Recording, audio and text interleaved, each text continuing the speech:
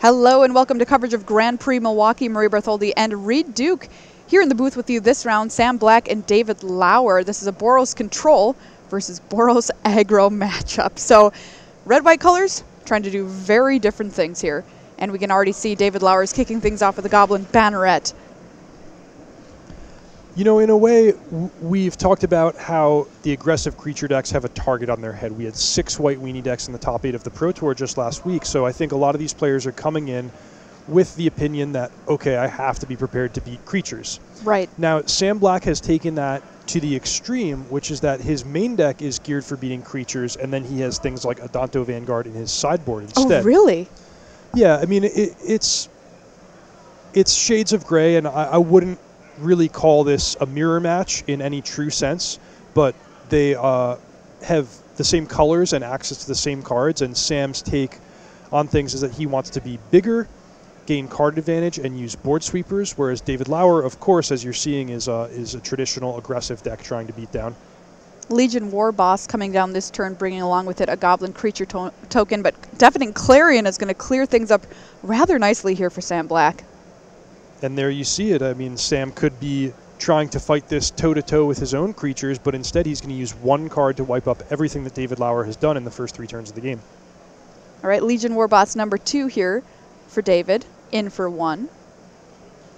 My question here, Reed, is, so Sam Black, say he gets firm control of the game. He's got another Deafening Clarion in hand, for example. How does he win? Well, Sam is focused on bigger threats that can either dominate the game single-handedly, stuff like Siege Gang Commander, or he can gain incremental advantage from ticking up Karn Sign of Urza, from transforming a treasure map and gaining some long-term advantage, or History of Benalia is just sort of a middle ground here where he thinks that this is a card that's strong enough at both aspects, defense and offense, that it's worth the slot in 4 copies. History of Benalia, as you said, here for Sam Black, giving him a 2/2 knight. And it looks like Aurelia is coming to the party here in foil for David Lauer. So we're going to give the bonus to that Goblin token. The other token must attack. There's a look at Aurelia for you right now. This is probably up there on my top 5 favorite cards in Standard right now. I love the fact that she has an immediate effect of the board and is just an awesome must-deal-with creature on top of it.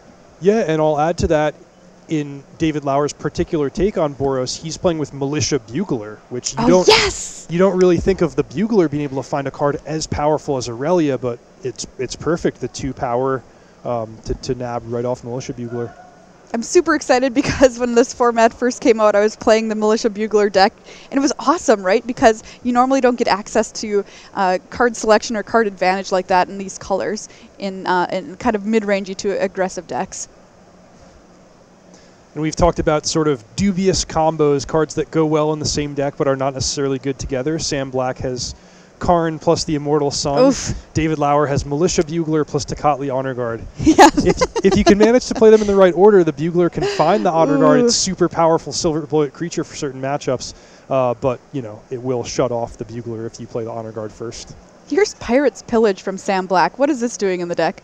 Well, this is a sweet one, good for smoothing the draw and good for accelerating straight up to that 6 and 7 mana. We talked about the Immortal Sun, but Star of Extinction is going to be another really important card for Sam Black's deck to answer both Planeswalkers and hard-to-deal-with creatures like Carnage Tyrant.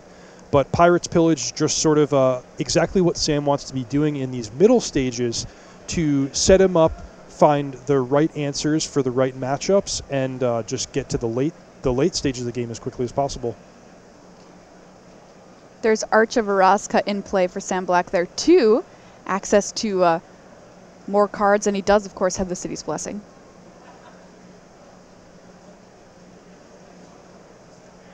Okay, so 2 knights in play. History of Benalia ready to fire off. Next turn, back over to David. Now, historically in constructed Magic, we tend to see decks like Red-White Control as very extreme reactions to a particular metagame. You can do a great job beating creature decks with Boros Control, but what you miss out on is the card drawing of the color blue, of the permission spells that help you lock up the game and protect you from a variety of threats.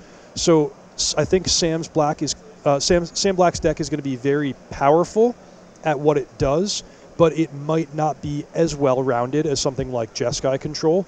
So if he's able to correctly predict the decks and matchups that he's going to face over the course of the day, his deck's going to look very good, and I think this is a matchup that he was very well prepared for. And here you see it, Star of Extinction hits the table for Sam Black. Destroy target land. It deals 20 damage to each creature in each planeswalker. Oh, that's enough to take him down, I'd say. Boom. Yeah, this card is... It never got much love before this format, but it's really coming into its own, both with decks that can accelerate ahead in mana, like Sam Black with Pirate's Pillage, and simply because Carnage Tyrant is a card that's having such a large impact on the format, and Star of Extinction, a really good answer to Carnage Tyrant. And flavorful. Indeed. Very, very flavorful. Banefire here takes care of Tajik Legion's Edge, and another History of Benalia as follow-up for Black. It is unfortunate for David that he didn't have Tajik in play when Star of Extinction came down, as that would have protected his other creatures. That would be so brutal. So Ajani is going to hit the table here for David. Kitty Cat Friend bringing somebody back from the dead. And it's going to be Tocatli Honor Guard. There's a look at Ajani. Can put some counters on your creatures, return creatures with CMC 2 or less from the graveyard to the battlefield. The emblem is pretty backbreaking. At the beginning of your end step, you get to create 3 1/1 white cat creature tokens with lifelink. I love playing with Ajani. Just some excellent modes on him. And really great, what is the word, voice lines on Arena. Yeah.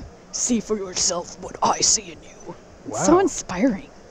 You really have played a lot with Ajani. It's true.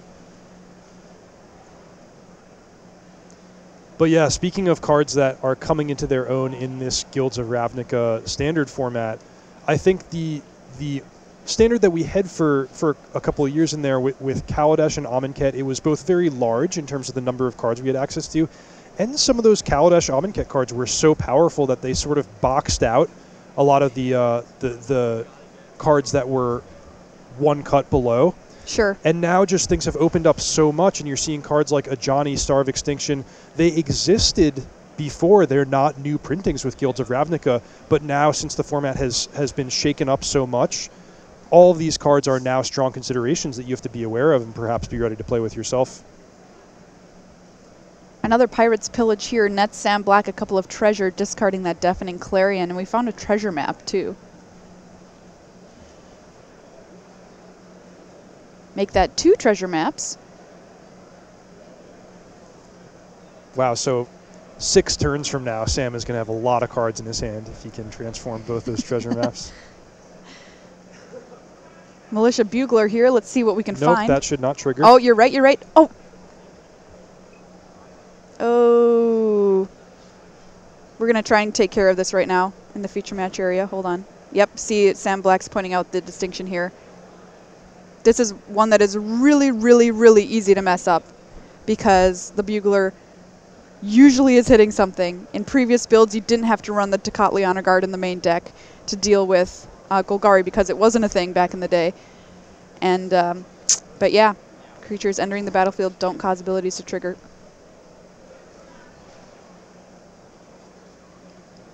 Yeah, so these things happen. We have judges on the floor. They're going to take care of this. This will likely just be, a basic warning level penalty, and they're going to fix the game state. So, and this is actually interesting because, like, David did make the choice to put the Honor Guard in the main deck despite this Nombo. In your opinion, if you're running these colors, is that a card you want in the main this weekend? I think you want it in the sideboard. I actually was very, very surprised to see Luis Scott Vargas, our second place finisher at Pro Tour Guilds of Ravnica, played White Weenie with no Tocatli Honor Guards anywhere in the 75. And as a Golgari mage myself, this is, this for me is the scariest card. It's one that really makes the deck tick and allows you to beat certain archetypes after sideboarding. However, you know, as we see, it does affect some of your own cards, and it's not very powerful at face value. So I think this is a card that its home is as a 4 of in the sideboard of these decks. Though we did talk about having the Bugler, you know, that's going to incentivize you a little bit more to put niche silver bullet type creatures in your deck, because it means you can find them when you need them and maybe shuffle them away when you don't need them. So, you know, I think it makes sense for David to at least consider playing it in the main deck, but I think for most of these white decks, it's going to be found in the sideboard. All right, so we do have a game rule violation for failure to maintain game state for David. So something we did gloss over a little bit, David played a Johnny -2 to put Tocatli Honor Guard back into play in the face of Sam Black's Night Token. So if Sam had had a spot removal spell to take care of the Honor Guard, he could have killed a Johnny right away. He didn't. The only card he had was Deafening Clarion, which of course would have killed his own Night Token. So now, while Sam is still pretty firmly ahead, the game remains competitive. David has a Planeswalker ticking up. He has some decent-sized creatures that can block even in the face of History of Benalia Chapter 3. Sam Black here continuing to tick up on these treasure maps. And I could see that Sam accidentally picked 2 cards off the top of his library. So again, if you're new to Tournament Magic, this is totally normal. These things happen. You don't have to worry about it. This is what the judges are for. You're not going to be accused of cheating if you make a subtle misstep like this.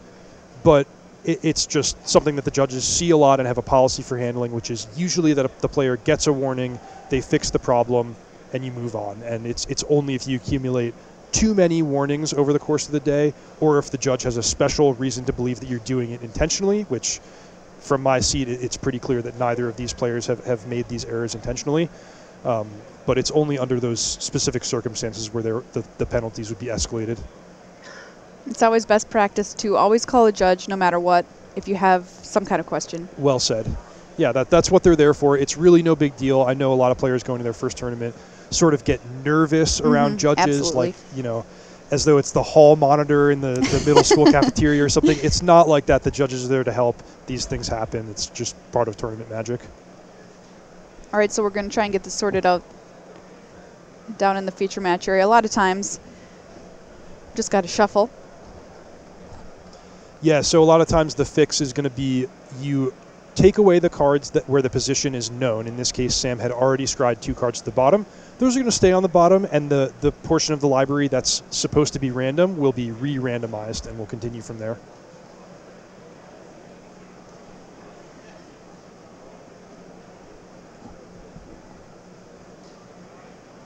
All right, so here we go. We've got those 2 cards on the bottom. Just as you said, Sam shuffling here.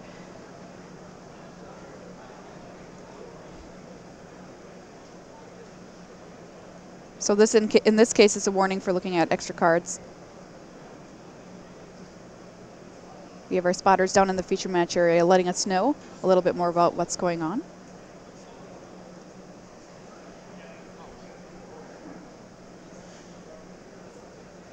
And we continue on our merry way here. Treasure map once again ticking up. Sam's triple checking there. And by the way, this is all happening in Sam Black's upkeep. So he's searching for a card to take for his draw step and improve his position here. He found one in the Immortal Sun, which perfect both to bolster his team, shut off the opposing Johnny, and make sure the gas is going to stay in the tank for later on. Players cannot activate Planeswalker's loyalty abilities. At the beginning of your draw step, you get to draw an additional card. Spells you cast cost 1 less to cast. Creatures get +1/+1. The Immortal Sun, just doing it all.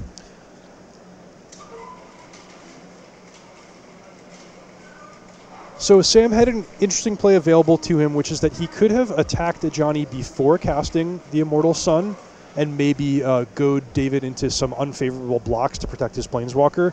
But it looks like David's blocks are somewhat unfavorable anyway with the Immortal Sun, so this is a fine route for Sam to take. I'm not sure whether he's attacking the player or the Planeswalker. Tocatli Honor Guard is going to jump in front there. There's another Goblin Banneret for David. And you cannot tick up a Johnny there. So there, David went to use his Planeswalker. Sam very sportingly reminds him that would have been a second game rule violation for David if he had used his Planeswalker with the Immortal Sun, which even 2 game rule violations is not a big deal, but that's where you're starting to get into the realm of, okay, these penalties could get escalated if I keep making errors. I need to remind myself a lot of times at competitive play level just to slow down a little bit. Absolutely, yeah, and you can see, I mean, there's over 20 permanents on the battlefield here. It's a complicated game. There's a lot to keep track of. It's very easy to miss something. All right, so we're going to be able to flip our treasure map here. This reveals another treasure map that's going to the bottom. What happens when you successfully use your treasure map? Well, you find treasure, of course. So keeping in mind Sam has 2 draws here because of the Immortal Sun, and if he would like, he can stagger his scries. He can take 1 draw step and then scry again before the second one. All right, so this next one's going to flip to Sam Black, just awash in treasure here. Make an excellent pirate.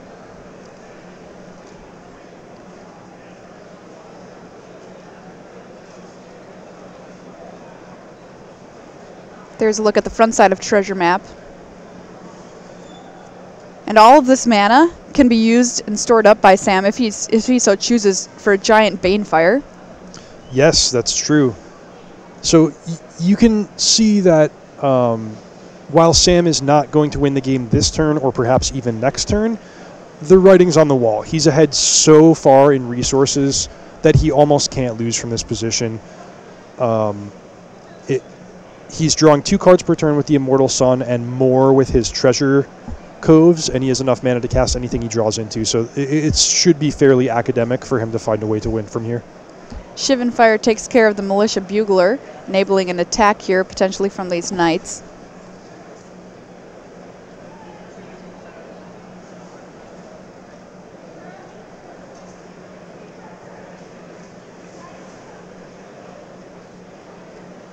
Plays the land and pass the turn back over to David Lauer, whose life total has fallen down to 7.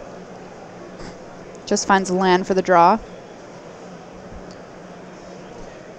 If David was to get back into this game, the best he could hope for is to draw something like Aurelia, a really potent, evasive threat, and just somehow cross his fingers that Sam can't find an answer in the top 4 or 6 cards of his library. Immortal Sun is another one that I think we've opened up the path for, with rotation. I remember seeing it previewed and thinking it was just absurdly powerful and wondering if it would see play. Yeah, the Immortal Sun is really good. It's just tricky because it has a high deck building cost. There we go. There's Banefire. Boom, Banefire you. Nothing you can do about that. David Lauer has to scoop him up. That's game 1, going to Sam Black with his Boros control list. So talk to me a little bit more about what you mean with the high deck building cost of including the Immortal Sun main. Well, the Immortal Sun is for a deck like what Sam has built, a slow-leaning mid-range deck or control deck. But the problem is those decks are usually built around Planeswalkers. If you think about something like Golgari, absolutely, that's a defensively slanted mid-range deck. And the key cards include Vivian Reed, either the big or the small Vraska. And it's hard to play those cards alongside the Immortal Sun. So you have to make a decided choice. Do I want to be playing this super powerful legendary artifact, or do I want to just do it the normal way and play my Planeswalkers? But as we know, the Immortal Sun is sort of the trump for those types of matchups. If your opponent has Planeswalkers and you have the Immortal Sun, that's a situation that's going to make you very happy. Immortal Sun, also a card that we see tucked away in some people's sideboards to deal with unfavorable control matchups. Trying to hit Teferis, that sort of thing. But 6 mana is so expensive that a lot of times you just can't get under the counters.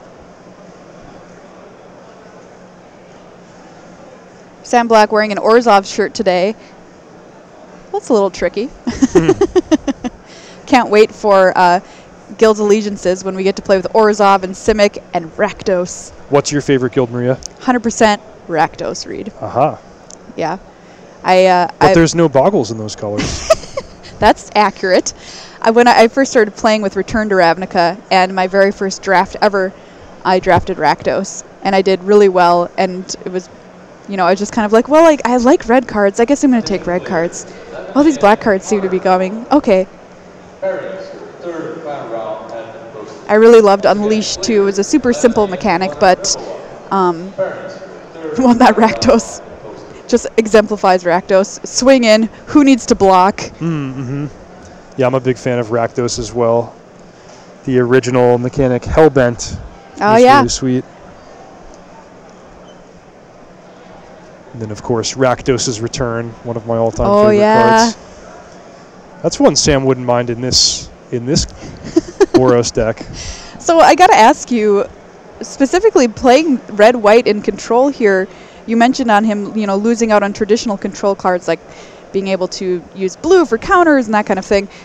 What advantage is he getting by just going in on Boros control?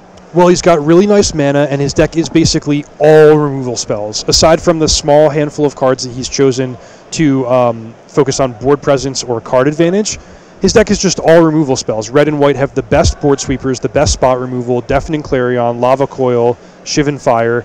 So Sam's got to be one of the best prepared players in the room for a matchup like this one that he's facing now.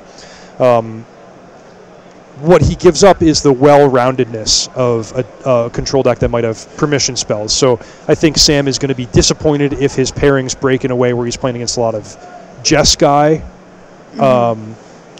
or decks that can sort of out-control him. But if he's... He does have those Banefires. That's true. He does have Banefire. So it's not like he's completely helpless in those matchups, but I think his deck is really geared for the matchups where Deafening Clarion and Settle the Wreckage are going to pull a lot of weight. David Lauer is from Eau Claire, Wisconsin, so nearby. He's been playing for about a year. This is his first Grand Prix, so congratulations to him for coming out. Has to play Sam Black here. Yeah, no warm-ups today. His favorite thing about Magic is the diversity of cards and play. Yeah, you really can play anything you want, especially right now in Standard. I've been loving it. What is David's plan moving forward facing Sam Black's deck? Just get out faster? Well, he's going to focus on producing a resilient combination of threats. So one card that I really want to pay attention to is Tajik Legion's Edge, because that can protect the rest of his team from Deafening Clarion or, as we mentioned, Star of Extinction. Not only that, but it's just a hard-hitting creature that can... mentor and put himself in favorable combat steps. So that's one that I think David would really love to have access to. Otherwise, Ajani, Adversary of Tyrants, and Aurelia, Exemplar of Justice. These are single threats that can really help him dominate the game, and also ones that aren't going to just get mopped up in the collateral damage of a Deafening Clarion. So I think what David wants is a fast start involving one of those cards that lends resiliency to his draw, rather than just a one-dimensional hand that he had in the beginning of game number 1, where he can get mopped up by Deafening Clarion. And you mentioned Sam Black has stuff like Adanto Vanguard in his sideboard. I mean, is he thinking of playing that game here in game 2? No, Sam is... He's happy. He's happy. He wants to stick with his game 1 game plan here. The Adanto Vanguards, that's sort of just a nod to the slower matchups where he does want a little bit more aggression and a little bit more of those cheap, hard-hitting threats. But I think he's pretty much pre-sideboarded for this matchup. He'll likely bring in one more Deafening Clarion, maybe some answers to opposing enchantments if he thinks that David is going to have Conclave Tribunal or Ixalan's Binding. Taking a look here at opening hands for game 2, Sam Black's got a bunch of lands. He's got a Karn and a Deafening Clarion, and one other card I can't quite tell what it is. But we are good to go. David Lauer on the play here starts things off with a Mountain. No Goblin Banner at this time around. And Sam having Karn, Scion of Urza, is sort of symbolic of the way his deck functions here. If I was playing Jeskai Control, or even a mid-range deck like Golgari, I would not want Karn in my deck against Boros aggro. It's just a little too slow. It doesn't really stabilize the board for you. But Sam's deck is so overloaded with board sweepers and removal that he feels more comfortable in protecting a card like Karn, and this is sort of his engine to get ahead in the mid-game once he can stabilize the board. So a role player card that I wouldn't necessarily say is for this matchup, but still plays an important, an important role in Sam Black's deck. Deafening Clarion from Sam Black clears things up here. No play from David Lauer. And there's Karn. Yep, so this is exactly how Sam drew it up. Planeswalker on an empty board. Wow. Nice hit there. Ixalan's Binding, Deafening Clarion.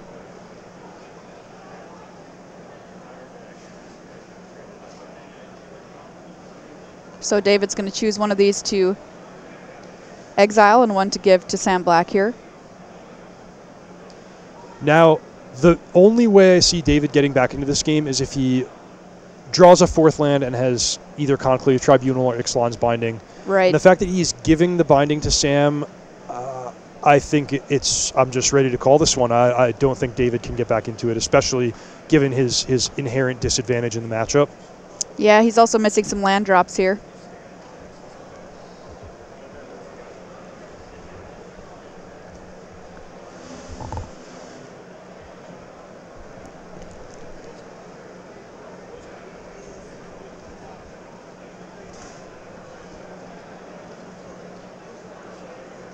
All right, so Sam Black in full control here.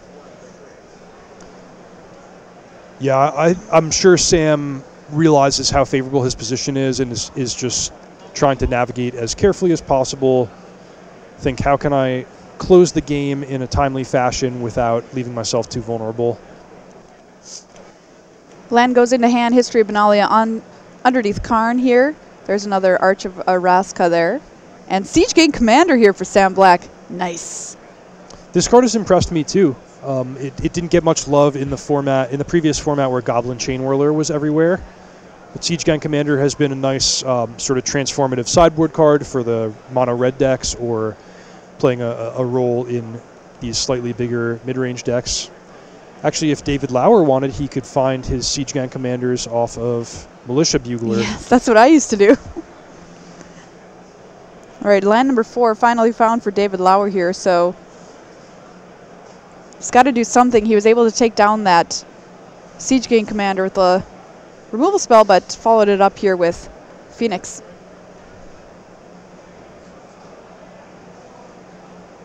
Karn ticking ever upward.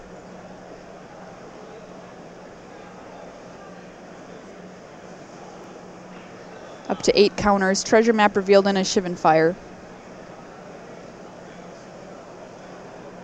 Advantage bar way over in Sam Black's favor. It's going to give him the Shivan Fire treasure map exiled under Karn. Remember, we already know that Sam Black has Ixalan's Binding to take care of the Phoenix. Yep, because he gave it to him. There goes the Phoenix. And even if David wanted to, he couldn't play another one. Goblin's in for 3. Boy, I am loving Sam Black's deck from the way this matchup is playing out. I think if he guessed the metagame correctly and gets the right matchups, he's going to have a really, really good weekend here at Grand Prix Milwaukee. Again, we mentioned this as sort of a targeted metagame type deck where he's going to excel, have an extremely high win rate against aggressive decks, white aggressive decks, red aggressive decks. And I think he's got good weapons for mid-range matchups. It's just dodging the counterspell decks, really, that I would worry about for Sam. But so far, we haven't seen too many of those in the feature match area. You've got to have at least one bad matchup, right? Unless you play green-black. Not biased at all. Pirate's Pillage here for Sam.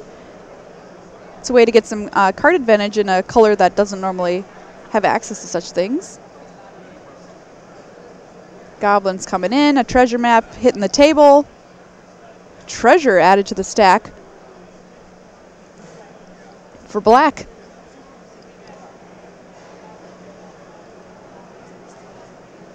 Those constructs suddenly looking very potent when paired with treasure map and that's Pirate's true. Pillage. It's a subtle synergy that I hadn't really process just from looking at the deck list on paper, but it's looking very good here.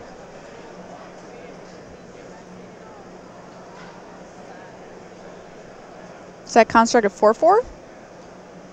Yep. Nice.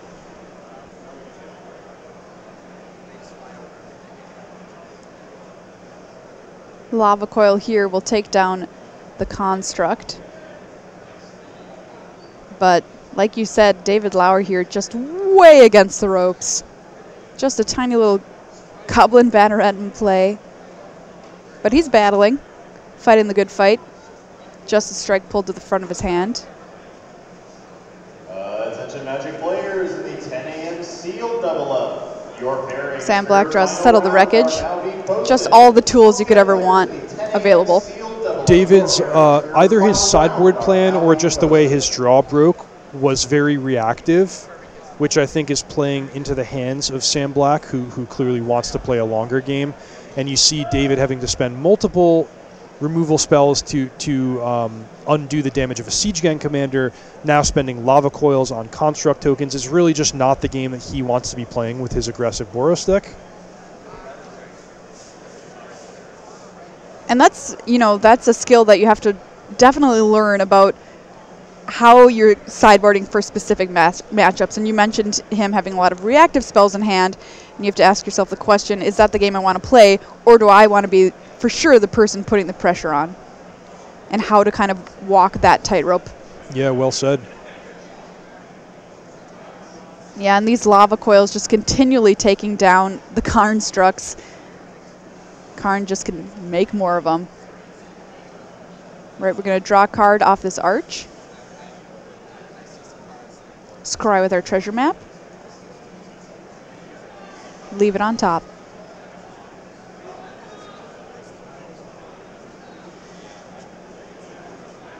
I'm curious, Reed, how many Banefires does Sam have in his main? He has 2. Okay. Which I think is pretty nice for this type of deck. A lot of times he can use it just as a single targeted removal spell when that's what he needs. Or in these super late game situations, it can be a win condition, you know, when you've pulled very far ahead with your treasure maps and whatnot. Or a way to steal a game, as we mentioned, against the permission decks. Karn Plus, find Star of Extinction and a Plains. It's interesting to me that David didn't give Sam the Star of Extinction. It seems like Sam casting Star of Extinction is one of David's only way to actually win. Meanwhile, these little goblins doing their job. Chipping in for tiny points of damage. David down to 11 here. But man, that is a treasure trove. Speaking of treasure troves, under Karn right now.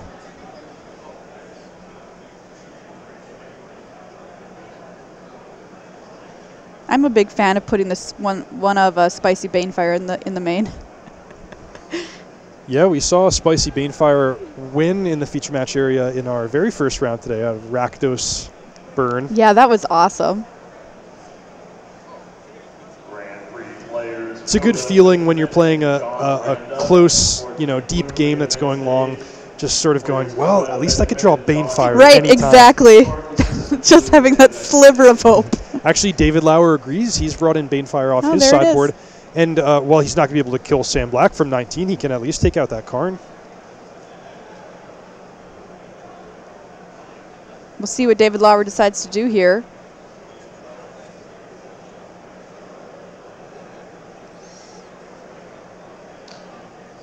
Just making sure he wants to do the right thing.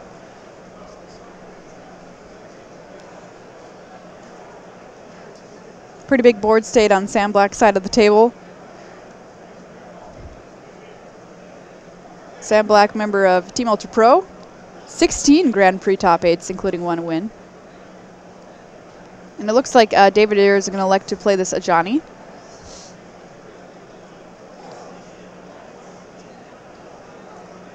Going to give this Goblin Banneret a counter. Oh yeah, swing in. Shivanfire, though, has other plans for that Goblin.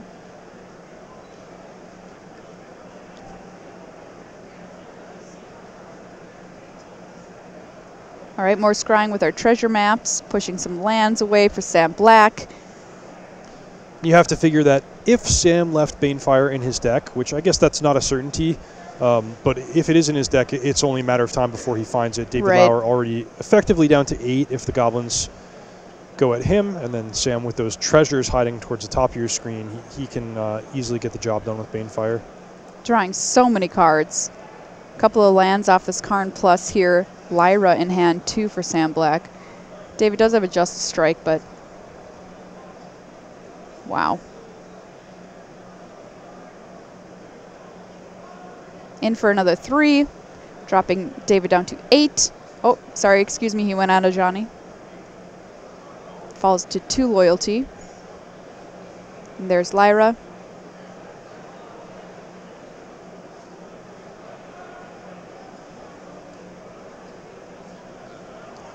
Phoenix that David can't cast. Right, due to the Ixalan's binding. Well spotted.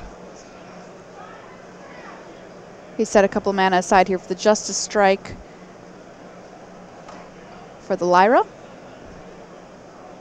So that is going to have Sam gain 5 life because Lyra deals damage to herself, counting her lifelink ability. That's right. Sam up to 24 here. 11:30 standard double up. Your pairings for your final round are now being posted. Once again, players in the 11:30 standard double up. Your pairings for your final round. David Lauer just trying to put together anything that he can. But Sam Black's deck, as you said, completely tuned perfectly for these aggressive creature matchups. That's a Boros Challenger, looks like. I think so. Yes. Ajani's final act here, bringing that creature back from the graveyard. Lava Coil on top from the map. We're going to flip it over, find the cove, get some more treasure. Now these constructs are going to be absurdly huge if that's what Sam Black wants to start doing.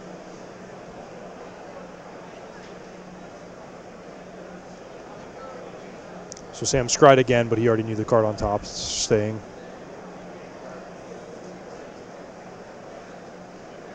It's the coil, take down the challenger.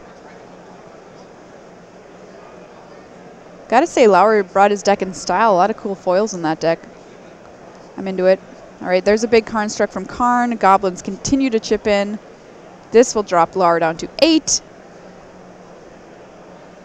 Black says go. Yeah, from 24, that poor little Banefire in Lauer's hand isn't going to do anything to Black's life total. But Karn is at 1.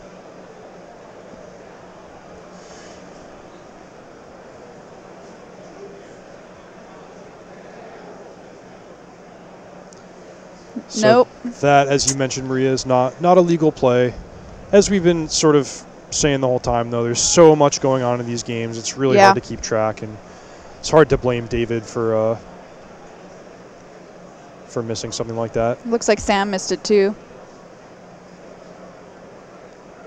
Calling down to the feature match area to get this fixed. David's first GP. I could tell you about all the mistakes that I've made at a Grand Prix list as long as my arm. Yeah, I actually did this exact violation at the Pro Tour, casting a card that had been Ixalan's binding. And it is a bit tough to remember, too, when there's Conclave Tribunal out, which is almost essentially the same thing. Yep. Or in existence, I should say.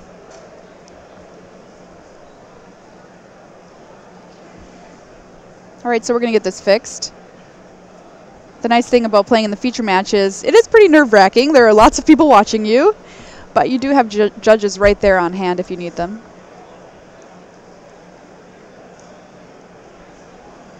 I played in the feature match area Grand Prix Vegas, I want to say, when I was playing Boggles in the Modern event. And it was my first time playing the deck in paper for quite a while, and I made so many embarrassing mistakes. I'm sure chat was nice, though. Kappa. I think soon we'll have players who learned the game via Magic the Gathering Arena Absolutely. coming to tournaments, which will be great. We want more people playing Paper Magic, no matter what their background is with the game.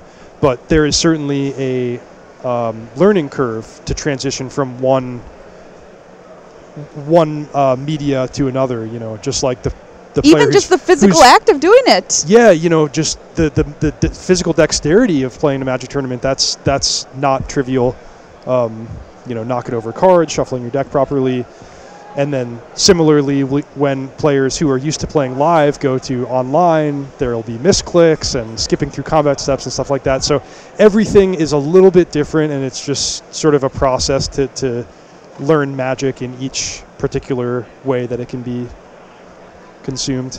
It was really funny. I was playing a PPTQ the other weekend, and I've been playing so much Arena. It was sealed that when my opponents were playing their Dimir spells and surveilling, I could hear the surveil sound in my head and see the little Dimir emblem hovering over their library. It was honestly quite distracting. And I've heard people talking about imagining the Carnage Tyrant animation from Arena when they play Carney Teen, just Yeah, what does he do? He shakes the ground or something. And he comes out and he roars and blasts fire. It's very spooky.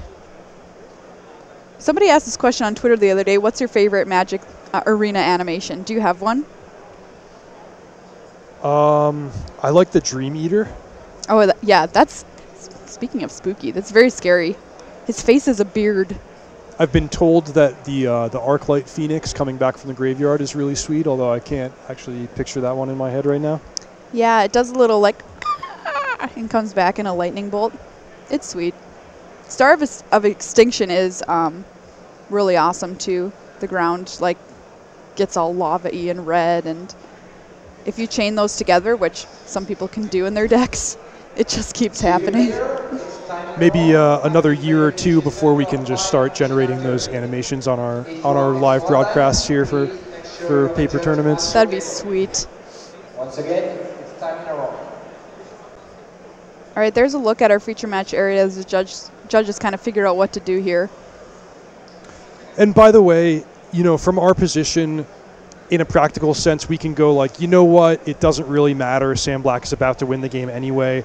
But the judges just have a really set policy that they handle. They try not to take into consideration the, which player might be ahead or how close the game is to ending. They just have a policy for the way they handle these things, and they're going to follow that policy.